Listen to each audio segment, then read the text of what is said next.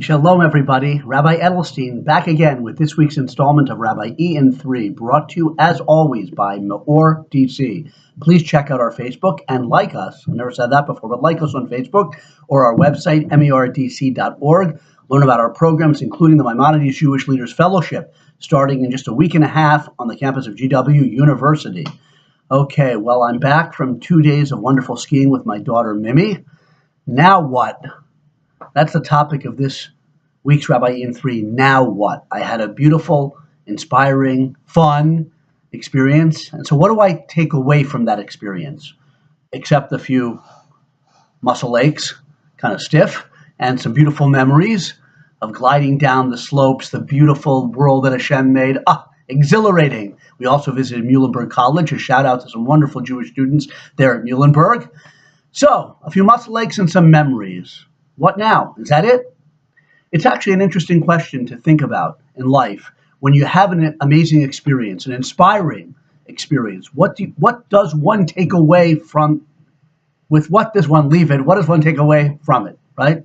It's in this week's Torah portion too, this line of thought, because this week's portion is Beshalach, the amazing portion of the splitting of the sea, the climax of the Exodus, when the Jewish people are saved by Hashem in a most unbelievably miraculous, openly miraculous way at the sea. And it says that lifted them to the height of Emunah. They believed in God and in Moshe, his servant. And then they sang an ecstatic song of praise, Shirat Hayam. And this Shabbos is called Shabbos Shira, the Shabbos of song. And it was a prophetic vision of how everything in the world is connected, how Hashem runs everything with incredible divine providence, incredible height of prophetic inspiration. But then, of course, a few days later, when there's no water in the desert, they start complaining at Moshe and Aaron.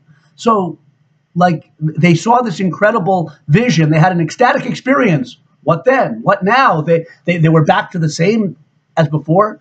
3 days later, did they take anything away from that experience? Do we take anything away from our ecstatic experiences if we're privileged to have them? Well, we do. The truth is, everything makes an impact on us. And certainly we see in this Torah portion, if someone, and we're supposed to, articulates thanks to Hashem based on the pleasure or the profound feeling one has, like the Jewish people sang a song of praise, and like I did to my daughter's dismay, and saying, "Thank you, Hashem," as we're on the chairlift. And she's like, "Abba, what are you talking about?" Right? But it's so beautiful skiing.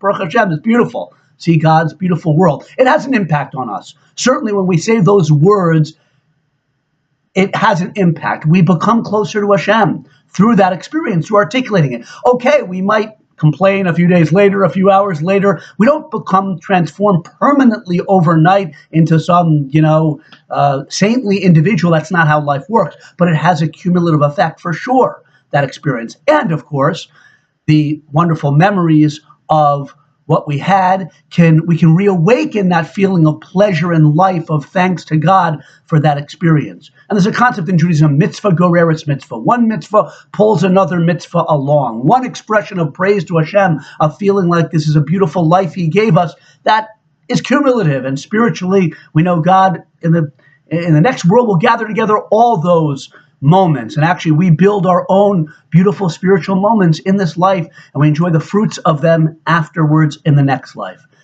But we're also supposed to, even on a higher level, make some resolution with that inspiration. Like I should make a resolution not to go over 4 minutes. Okay, but like the Jewish people said, "This is my God at the sea, and I will make him beautiful. I will beautify him." And the rabbis explained, with that ecstatic inspiration they felt, they committed themselves to wanting to serve Hashem in a beautiful way. In other words, not just an expression of thanks, but a resolution for the future, for greater commitment and loyalty. So I have to keep in mind my wonderful daughter, and skiing, and a couple of falls, but the lovely scenery that Hashem made, and I'll commit to try to get under 4 minutes. So it's Rabbi E in 3. How's that for a commitment? But I mean it seriously. We should, God willing, have ecstatic, wonderful moments in our lives of inspiration, but then we should try to build on them, remember them, let them inform our life going forward. So it's not just what next. Everything follows from each other and building a beautiful symphony of song that our lives should be to Hashem. Have a wonderful snowy Shabbos if you're in D.C. in the Northeast, and we'll see you next week. Good Shabbos.